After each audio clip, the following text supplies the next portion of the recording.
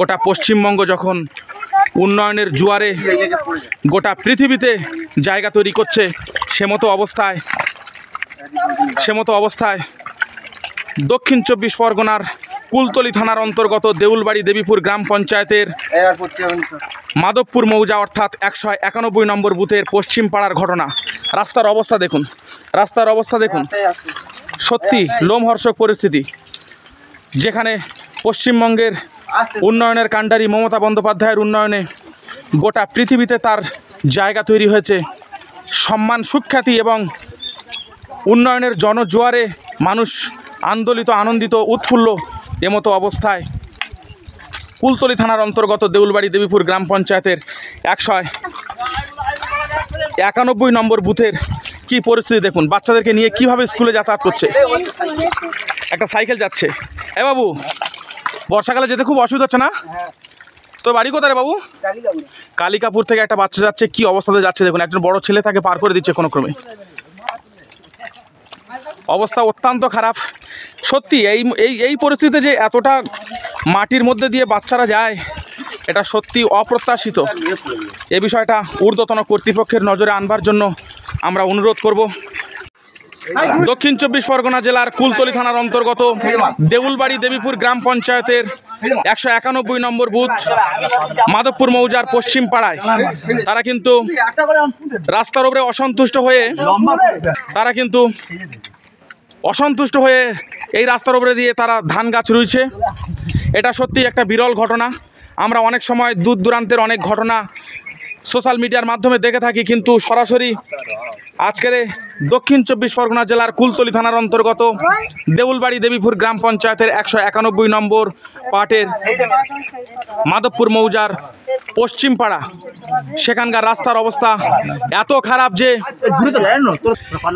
এই অবস্থা এতটা ভয়াবহ যে এখানকার মানুষ অত্যন্ত ক্ষিপ্ত যে তারা রাস্তার উপরে ধান গাছ রোপণ করে তীব্র প্রতিবাদ জানাচ্ছে এবং বিষয়টা প্রশাসন, পঞ্চায়েত, বিডিওর নজরে আনবার চেষ্টা করছে। যে এখানকার পরিস্থিতি দেখুন, তারা কিন্তু সত্যি ধান গাছ রুয়ে দিয়েছে এবং তারা এখানে পথ অবরোধ করে রয়েছে। ছেলেরা না চলতে পারলে, বাচ্চা ছেলেরা স্কুলে, তারপরে সব কলেজে যায়, আর রাস্তা বলে কাদা হলে বারবার করে বলে কিছু করছে না, যখন আর ধান গাছ রুইবে না কী করবে। আশা করব মাধবপুর মৌজার মানুষ তথা কুলতলির মানুষ যে এই সমস্যার অল্প দিনে স্থায়ী সমাধান হবে এবং বিষয়টা ঊর্ধ্বতন কর্তৃপক্ষের। বাচ্চাদের পরিস্থিতি এবং বড়দের অবস্থা এ সম্বন্ধে একটু তাদের থেকে জেনে নেব কি পরিস্থিতি। আচ্ছা, এখানকার পরিস্থিতি সম্বন্ধে কি মনে হচ্ছে? রাস্তাঘাটের পরিস্থিতি আমরা বারবার করে পঞ্চায়েতে জানিয়ে তবু আজ অবধি হলো না।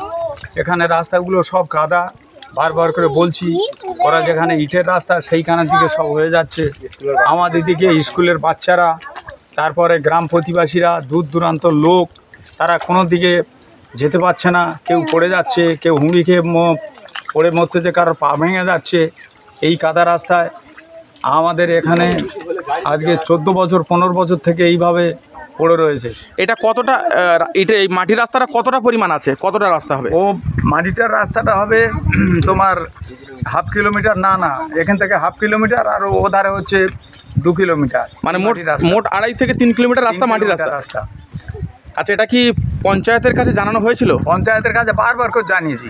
গর্ভবতী মহিলাদের পঞ্চায়েতের কাছে নিয়ে যেতে হলে খুব অসুবিধা হয়, মানে কোলে করে বহুত কষ্ট জবরদস্তি নিয়ে যেতে হয়।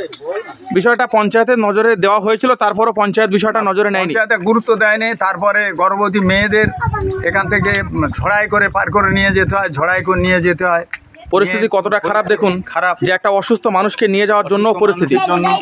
কি মনে হচ্ছে রাস্তার অবস্থা? যা বিষয়টা জানানো হয়েছিল, কি বলবো, এই বারবার আমরা পঞ্চায়েতে এই রাস্তা জানানো হলো, তাদের পঞ্চায়েত কোনো গুরুত্ব দিচ্ছে না, শুধু বললো হ্যাঁ দেবো। এই পর্যন্ত আজ এই 15-20 বছর এই অবস্থা আমার চলাফেরা করতেছি। বাচ্চাদের নিয়ে কি কষ্ট যেতে হয়। বাচ্চারা যখন বৃষ্টি হয় তখন যেতে পারে না, মেয়েরা কোলে নিয়ে যেতে হয়। এবারে এমন পরিস্থিতি হয়ে যায়, বাচ্চারা অনেক সময় স্কুল বন্ধ হয়ে যায়, পরীক্ষা বন্ধ হয়ে যায়, তাতে এই মাস্টাররা আমাদের অবজেকশন দেয়। কিন্তু আচ্ছা, কী করবো, আমরা তো নিরুপায়। প্রতিবারেই ভোট আসে, মানুষের সমস্যা সুখ দুঃখের কথা মেম্বাররা এসে বলে, তখন জানালে তারা কি উত্তর দেয়? তখন যখন আমরা জানাই, বললো হ্যাঁ কোনো ব্যাপার নেই, তোমরা এই ভোটটা দিয়ে দাও, দিলে আমরা এই ভোটের পরে আমরা রাস্তাঘাট সব সেরে দেবো, তোমাদের কোনো অসুবিধা হবে না। যেই ভোট আসে সেই আমরা বলি, সেই চলে যায়, পঞ্চায়েত কোনো গুরুত্ব করে না। এখানকার মেম্বার কারা আছেন? এখানকার মেম্বার হচ্ছে আমাদের বৃন্দাবন আছে, ইদ্রিস গাজী আছে, জোড়া মেম্বার, জোড়া মেম্বার। এরপরও তারা উভয় কিন্তু রাস্তা সম্বন্ধে অবগত, তারপরও করে না। ওরা আসছে, ওরা দেখছে, মারছে, কিন্তু কোনোদিন করে না। আজ এই দীর্ঘ আজ এই 15-20 বছরে এই পর্যন্ত রাস্তা হলো না। সত্যি অত্যন্ত হৃদয় বিদারিত ঘটনা, যেখানে গোটা পশ্চিমবঙ্গ জনজোয়ারে আন্দোলিত, উন্নয়নের জোয়ারে যেখানে পশ্চিমবঙ্গ পৃথিবীর জায়গা তৈরি করে নিয়েছে, সেখানে দক্ষিণ 24 পরগনা জেলার কুলতলি থানার অন্তর্গত দেউলবাড়ি দেবীপুর গ্রাম পঞ্চায়েতের 191 নম্বর বুথ মাধবপুর মৌজার পশ্চিম পাড়ার অবস্থা দেখুন। 3 কিলোমিটার এভাবে মাটি রাস্তা, যেখানে কচিকাঁচা বাচ্চারা অত্যন্ত কষ্টের সঙ্গে স্কুলে যাচ্ছে। এ বিষয় নিয়ে এখানকার একজন বর্ষিয়ান মানুষ, ওনার সঙ্গে একটু কথা বলে নেব। আচ্ছা, বিষয়টা কি পঞ্চায়েত ছাড়া আরও কি উপরে কারো কাছে জানানো হয়েছিল? পঞ্চায়েত ছাড়া উপরে জানানো হয়েছে এমএলএর কাছে, তারপরে ওই বিডিও সাহেবের কাছে, আর ওই সভাপতির কাছে জানানো হয়েছে, সহসভাপতির কাছে জানানো হয়েছে। কোনো সদুত্তর নেই? না, কোনো সদুত্তর নেই। আর শুধু দোবো করে দিচ্ছে না, ইলেকশন এলে ইলেকশনের সময় আমাদের কাছে আছে, এসে ভোটগুলো নিয়ে যায় আর সব রাস্তাপথে সব করে দেয়। কি মনে হচ্ছে পরিস্থিতি কি? পরিস্থিতি খুবই খারাপ একদম। মানে বাচ্চাদের প্রথম কথা তো বাচ্চাদের সব থেকে মানে বড় প্রবলেম হয় বাচ্চাদের, তার এমনি হচ্ছে কি যারা অসুখ বিসুখ হয় সেগুলো সব থেকে আরও বেশি প্রবলেম হয় নিয়ে যাওয়ার জন্য, বা কোনো গর্ভবতী মহিলা, সেগুলো সব থেকে বড়। এই বর্ষাকালে সব থেকে বেশি প্রবলেম হয় আমাদের নিয়ে যেতে, ঝড়াই করে মাথায় হাতে পাতালি করে নিয়ে যেতে হয় আমাদের। বুঝতেই পারছেন, একটা যদি অসুস্থ মানুষ হয়ে পড়ে তাহলে তার জন্য অত্যন্ত ক্রিটিক্যাল মুভমেন্ট বা খুবই খারাপ পরিস্থিতি। আচ্ছা, এখানে কিছু ধান গাছ দেখছি, কি করার জন্য আনা হয়েছে? রাস্তায় চলাচল করতে পারছে না মানুষ, তো এই রাস্তা রেখে কি হবে, এতে ধান গাছ রুইয়ে চাষ করা হবে সব। তার মানে এখানকার মানুষ কতটা ক্ষিপ্ত দেখুন, যে এখানে সরাসরি ধান গাছ আনা হয়েছে, এখানে এখন ধান গাছ রুইয়ে এরা প্রতিবাদ করতে চাচ্ছে। বিষয়টাকে অনুরোধ করব দেউলবাড়ি দেবীপুর গ্রাম পঞ্চায়েত সহ ঊর্ধ্বতন কর্তৃপক্ষ, বিডিও সহ প্রশাসনের কাছে অনুরোধ করব বিষয়টা আপনাদের দৃষ্টি নজরে আনার জন্য, আপনাদের দৃষ্টিতে বিষয়টা আনবার জন্য, যেহেতু এখানকার পরিস্থিতি অত্যন্ত খারাপ। বিশেষ করে দেশের ভবিষ্যৎ যে বাচ্চারা, তাদের অবস্থাও খুবই ভয়াবহ, তারা এই পরিস্থিতিতে স্কুলে যাচ্ছে। সরাসরি দেখতে পাচ্ছেন সেই ছবি আমাদের পর্দায়। কুলতলি থানার অন্তর্গত দেউলবাড়ি দেবীপুর গ্রাম পঞ্চায়েতের 191 নম্বর পার্ট মাধবপুর মৌজার পশ্চিম পাড়ার একটা ঘটনা। স্কুলের বাচ্চারা কিভাবে আসছে একটু ওদের সঙ্গে কথা বলবার চেষ্টা করি। দেখি স্কুলের বাচ্চারা যারা আসছে ওদের সঙ্গে একটু কথা বলার চেষ্টা করি। এই কচি, তোমরা দাঁড়াও। আচ্ছা, স্কুলে যেতে কি খুব অসুবিধা হয়? রাস্তা তো পরিপূর্ণ কাদা। বৃষ্টি হলে আমরা একটু স্কুলে যেতে পারি না। স্কুলে যেতে পারো না? স্কুলে যেতে পারো না। বৃষ্টি হলে স্কুলে যেতে পারো না। তাহলে কি বৃষ্টি হলে স্কুল বন্ধ থাকে? হ্যাঁ। কি অবস্থা দেখুন। গোটা পশ্চিমবঙ্গ যখন উন্নয়নের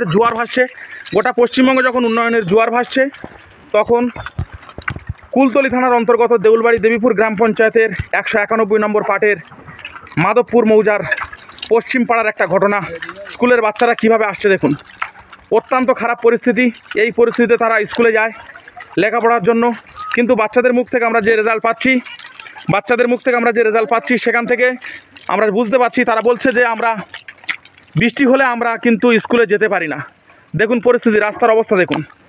এখনও পর্যন্ত উন্নয়নের এত দুর্বলতা, যখন গোটা পশ্চিমবঙ্গ পৃথিবীতে একটা স্থান অধিকার করেছে মমতা ব্যানার্জির উন্নয়নে, সেই পরিস্থিতিতে আমাদের দেউলবাড়ি দেবীপুর গ্রাম পঞ্চায়েতের মাধবপুর মৌজা অর্থাৎ 191 নম্বর বুথের পশ্চিম পাড়ার ঘটনা দেখুন।